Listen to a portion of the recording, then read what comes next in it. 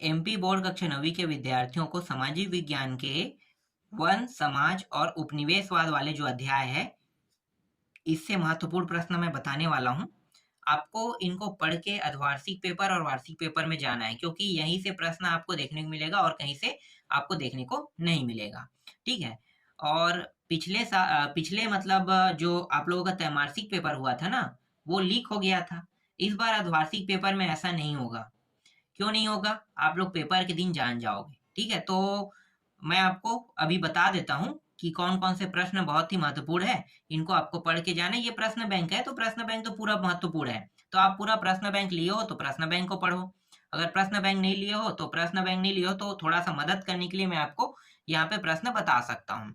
ठीक है? चलो, मैं दिखाता हूँ। तो देखो, 1600 ईस्वी में भारत के कुल कितने भागों में खेती होती थी? तो कुल भाग जो थे वो है 6 भाग थे। ठीक है? 6 भागों में खेती होती थी। रंगून की लकड़ी गोदान में भारी भरकम लकड़ी उठाने के लिए इस्तेमाल किया जाता था, तो हाथी का इस्तेमाल किया जाता था। नेक्स्ट है, भारतीय वन अधिनियम लागू किया गया, तो लागू किया गया 1868 में लागू किया गया। चौथा है, किस जानवर की शिकार को खेल ट्रॉफी के रूप में देखा जाता था? तो गेंडा लेना है आपको। चाय और कॉफी के बागान लगाए गए, वनों को साफ करके लगाए गए। भारत का पहला वन महानिदेशक किसे नियुक्त किया गया? तो उत्तर क्या लेना है? उत्तर लेना है बैंड्रिस लेना है। ठीक है, आगे देखते हैं। इसके बाद 1906 में इंपीरियल फॉरेस्ट रिसर्च इंस्टीट्यूट की स्थापना कहाँ हुई? तो उत्तर लिखना है देहरादून में हुई। बस्तर के लोगों की मान्यता के अनुसार उन्हें जमीन किसने दी है? तो धरती माँ ने दी है। बस्तर के लोग कहते हैं ना कि धरती माँ ने हमें खुद जमीन दिया है। आगे देखो, आज भारत की भूमि का कितना भाग कृषि कार्य में उपयोग किया जाता है? तो आधा भाग। आज के जमाने में आधा भाग, जबकि पहले कितना था? 6 था ना 1600 सन में। अभी सिर्फ लोगों की संख्या बढ़ने से क्या हो गया? आधा ही उपयोग हो रहा है। आगे देखो, अंग्रेजों के लिए भारत में रेलवे का विस्तार करना क्यों जरूरी था? तो उत्तर है अपने औपनिवेशिक व्यापार के लिए। अब रिक्त स्थान देख लेते हैं। देखो, रिक्त स्थान में पहला प्रश्न है, भारत में रेल लाइन का जाल 1946 के दशक में तेजी से फैला। 1946 में रेल लाइन को बढ़ावा मिला ना, मतलब उसी समय 1946 में रेल लाइन आया समझो। रबड़ के वृक्ष से प्राप्त तरल पदार्थ खालिस्तान को कहते हैं, तो उत्तर क्या लेना है? उत्तर आपको लेना है लेटेक्स लेना है। ठीक है, आगे देखो, जॉर्ज यूल नामक अंग्रेज अफसर ने शिकार के दौरान कुल खालिस्तान बाघ मारे थे, तो 80,000 से ज्यादा मारे थे। देखो, अभी बाघों की कमी हो गई है ना, लेकिन उस समय जिस समय अंग्रेजों का राज था, उस समय 80,000 से ज्यादा बाघ मारे थे। तेंदू पत्तों का प्रयोग खालिस्तान किया जाता है, तो तेंदू पत्तों का उपयोग तो बीड़ी बनाने के लिए किया जाता है, यहाँ पे बीड़ी लेना है। स्थानांतरित कृषि को खालिस्तान कृषि कहा जाता है, तो स्थानांतरणीय कृषि कहा जाता है।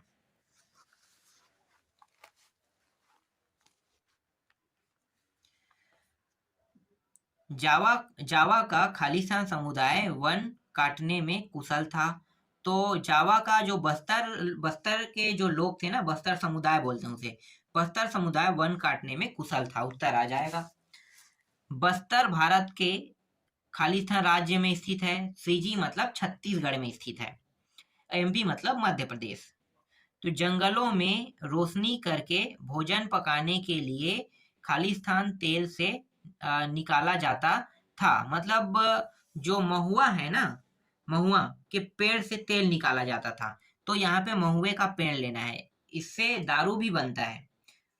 ठीक है, महुए के पेड़ से दारू भी बनता है, तो महुए के पेड़ से तेल निकाल के भोजन पकाते थे। आगे देखो, मृदा अपरदन को खालिस्तान नियंत्रित करते हैं, तो मृदा अपरदन नियंत्रण ही इसे क्या करते हैं? नियंत्रित करते हैं। सन 1600 में जावा की अनुमानित आबादी खालिस्तान लाख थी, तो 34 लाख थी। इसके बाद सही जोड़ी देख लेते हैं। देखो सही जोड़ी में पहला है सबसे अच्छे वन। तो सबसे अच्छे वन को कहते हैं आरक्षित वन को कहते हैं। ठीक है। मध्य भारत में अकाल 1899 से 1900 के बीच में हुआ था। बस्तर आंदोलन, बस्तर का जो आंदोलन था वो था 1910 में हुआ था। चावल उत्पादक द्वीप जावा को कहते हैं। रेल का विस्तार, रेल का जो विस्तार है वो 1850 में हुआ था। रेलवे के स्लीपर, ये जो है एक मिनट यहाँ पे थोड़ा सा गलती हो गया है। रेलवे के स्लीपर जो है हाँ लकड़ी के बनते थे। और ठीक है, रेल का विस्तार 1850 में, और रेलवे के जो स्लीपर क्लास है ना वो लकड़ी के बनते थे। इसके बाद है जावा। फिर से देखो जावा जो है इंडोनेशिया में पड़ता है। ठीक है। सी भूम के जंगल, साल के पेड़, व्यापारिक फसल गन्ना, कपास, जूट, कांटेदार छाल वाला वृक्ष सेमूर, जार्ज मूल 400 बाघ का शिकार हुआ था वहां पे। और इजारेदारी, इजारेदारी को आपको लेना है एकाधिकार में लेना है। ठीक है, चलो आगे देखते हैं। सत्यासत्य देख ले, सॉरी एक वाक्य में उत्तर देख लेते हैं। ठीक है, एक वाक्य में उत्तर देखो। तो एक अमेरिका व समूह, क्या है, हाँ, एक अमेरिका व समूह मुख्य रूप से कौन सी फसल उगाते थे? तो मक्का ले सकते हो। ठीक है, सबसे ज्यादा उगाई जाने वाली फसल या मुख्य फसल के रूप में कहा जाता है तो मक्का अमेरिका में उगाया जाता है। इसके बाद है बनाना रिपब्लिक कंपनी किस देश में गठित की गई? तो अमेरिका में की गई। ठीक है, क्योंकि अभी जो बता रहा हूँ वो अमेरिका संबंधित है। ठीक है, आगे देखो। सीधी पंक्ति में एक ही किस्म के पेड़ लगाने की प्रक्रिया को खालिस्तान कहते हैं तो बागान कहते हैं। जावा में धन प्रबंधन की शुरुआत किसने की थी? तो उत्तर क्या लेना है?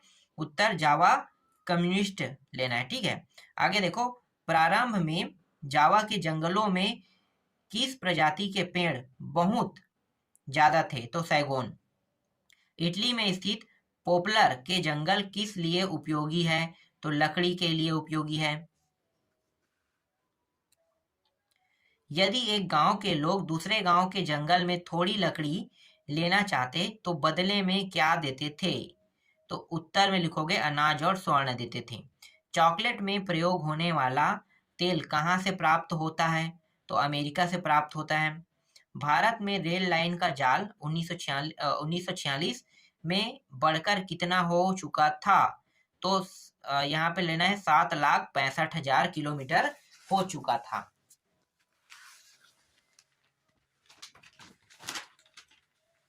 फिर सत्यासत्य देख लेते हैं।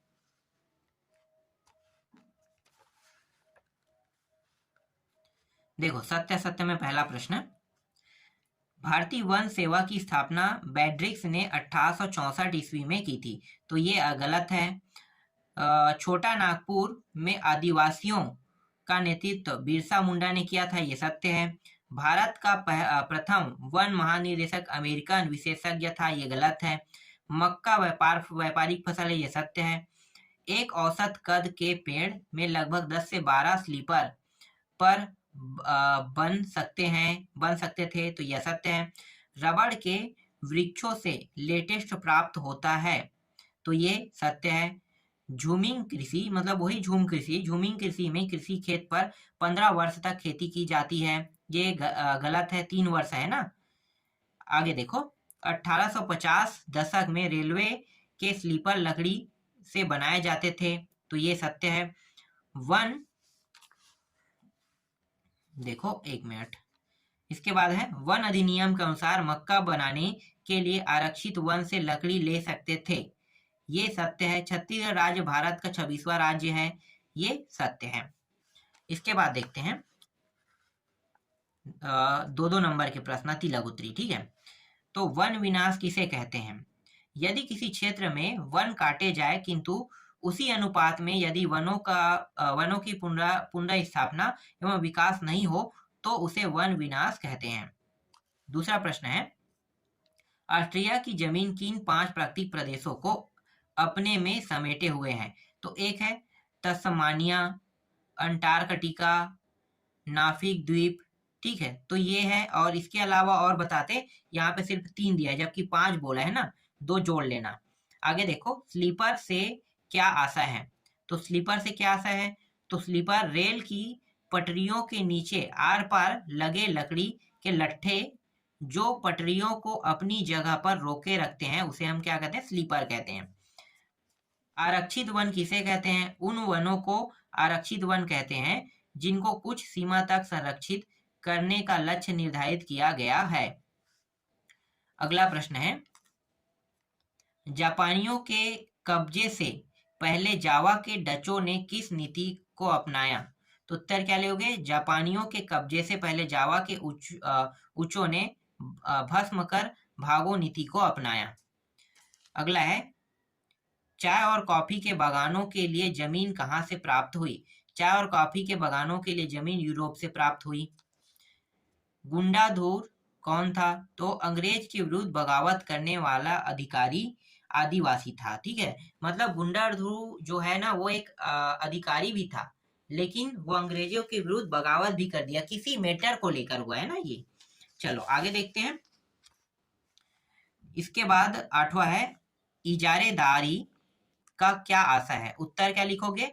इस प्रथा में पंचवर्षीय ठेके की व्यवस्था थी तथा सबसे अधिक बोली लगाने वाले को भूमि ठेके पर दी जाती थी, किंतु इस व्यवस्था से कंपनी को ज्यादा लाभ नहीं हुआ क्योंकि इस व्यवस्था से उसकी वसूली में अस्थिरता आ गई। आगे देखो, 1 ग्राम किसे कहा गया?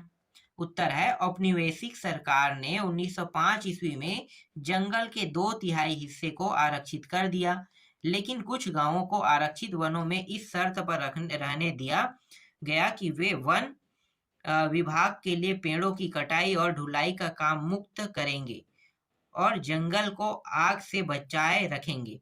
बाद में इन्हीं गांवों को 1 ग्राम कहा जाने लगा। वन उत्पाद किसे कहते हैं? तो वन उत्पाद का मतलब होता है वनों से जो प्राप्त हुए कच्चे सामानों को हम वन उत्पाद कहते हैं। जैसे कि रबड़, रबड़ वनों से प्राप्त होता है। पेड़ से कहोगे तो वन ही है ना, जहाँ पे बहुत सारे पेड़ रहते हैं उसे वन कहा जाता है। ठीक है, तो रबड़, तो ये सब चीज बता सकते हो, जलाऊ लकड़ी, ये सब वन से प्राप्त होते हैं। चलो आगे देखते हैं, युद्ध से जंगल क्यों प्रभावित होते हैं? ठीक है, तो इसका मतलब क्या है कि अगर मान लो कहीं पे युद्ध हो रहा है तो युद्ध होने पर जंगल क्यों प्रवाहित होते हैं कह रहा है। तो इसका मतलब क्या होगा? इसका मतलब जंगल जलने लगता है, टूटने लगता है, कटने लगता है। ठीक है, तो युद्ध होने पर ऐसा होता है। चलो आगे देखते हैं। इसके बाद देखो, वैज्ञानिक वानिकी फॉरेस्ट्री किसे कहते हैं? तो वैज्ञानिक वानिकी वन और वृक्षारोपण प्रबंधन का विज्ञान है। प्राकृतिक वनों को विभिन्न प्रकार के पौधों से काट दिया जाता है और वृक्षारोपण के रूप में परिभाषित पंक्तियों में एक विशेष प्रकार के पेड़ के साथ प्रतिस्थापित किया जाता है। घुमंतू खेती पर रोक लगाने का फैसला सरकार ने क्यों किया? ये घुमंतू खेती और कोई नहीं है, और ये मतलब घुमंतू खेती जो है ये और कोई दूसरा खेती नहीं है, झूम खेती को ही घुमंतू खेती कहते हैं। ठीक है, तो जो झूम खेती करते थे ना, एक बार 2 बार फसल लेने के बाद उस जगह को छोड़कर फिर जंगलों को काट देते थे, फिर खेती करते थे, इसी को तो घुमंतू खेती कहते हैं ना, या फिर झूम खेती कहते हैं। चलो आगे देखते हैं। इसके बाद है, देखो, महुआ के पेड़ से गिरने वाला फूल व फल के उपयोग। तो देखो, महुआ के फल और फूल में शराब बनाई जाती है और घरेलू व औषधि के रूप में भी काम आता है। ठीक है, तो शराब भी बनता है और घरेलू औषधि के रूप में भी इसका उपयोग किया जाता है। अगला प्रश्न है, 1878 के अधिनियम में वनों को कितने श्रेणियों में बांटा गया? संक्षेप में वर्णन कीजिए कह रहा है। तो यहाँ पे देखो 3 श्रेणियों में बांटा गया, आरक्षित, सुरक्षित और ग्रामीण। बस यही इसका उत्तर है। टोगिया खेती क्या है, समझाइए।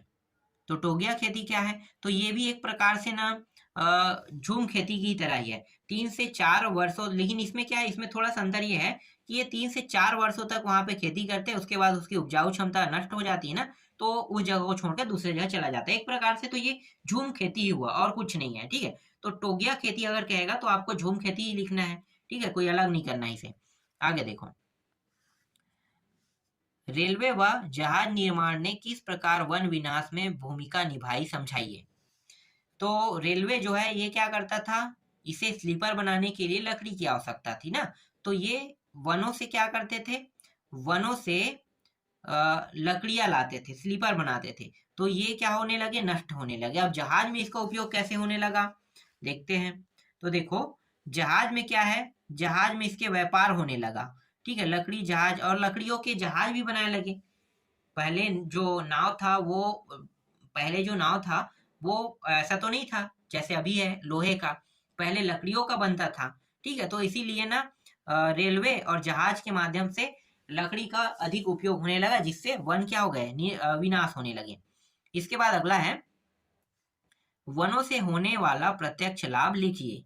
तो वनों से होने वाला प्रत्यक्ष लाभ क्या है, वही जो जो चीज मिलता है उसे प्रत्यक्ष लाभ कहते हैं। जैसे कि रबड़ प्राप्त होता है, ठीक है, वनों से जलाऊ लकड़ी प्राप्त होता है, ठीक है, जितने चीज आप जानते हो, जड़ी बूटी प्राप्त होता है, फल फूल खाने की चीजें प्राप्त होता है, ये सब वनों से प्राप्त होता है। तो इन चीजों को आपको उत्तर में लिखना है। इसके बाद देखो 1600 ईस्वी की व्यापारिक व खाद्यान्न फसलों के नाम लिखिए। तो गन्ना है, रबड़ है, कपास, चाय, कहवा, तंबाकू, जूट है, ये आज भी उपयोग होता है ना।